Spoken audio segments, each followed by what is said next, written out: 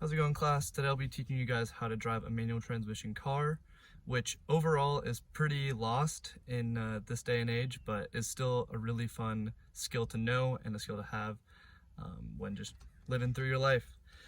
Forgive the camera angles, it's gonna be kind of hard to teach on my own, but just before we even start the car, one of the biggest things I'm sure you've seen people do, if you've know anyone who drives manual, is making sure it's in neutral by shaking it. If it's able to shake left and right like this, you know that it's in neutral. When changing gears, notice how there's 3 pedals down there. There's your gas, your brake, and then on your left you have your clutch. Whenever you're changing gears, you have to go with the clutch all the way to the floor. So notice how there's a point where it kind of stops going.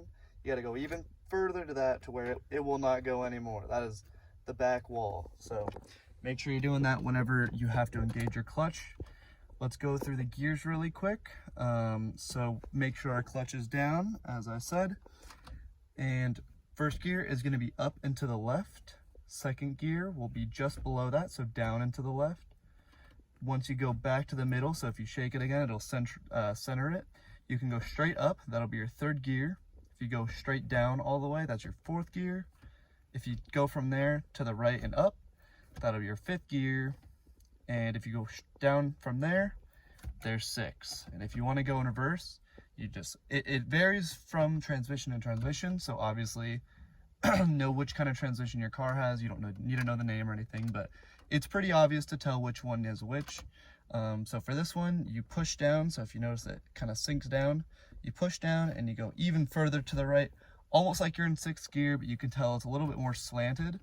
And that's how we know we're in reverse.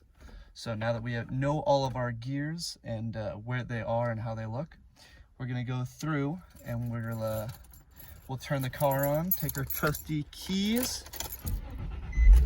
and for safety measure, you'll see that everyone likes to shake their shifter just to make sure that it's in neutral. So manual transmissions, you'll always have your handbrake up once you have parked. So now that we are looking to set off on our journey, go ahead and take that handbrake down, and I'm preparing to go into first gear. So our clutch is engaged, and it's gonna be kind of hard to record, but I just threw it in first gear. So we are in first gear.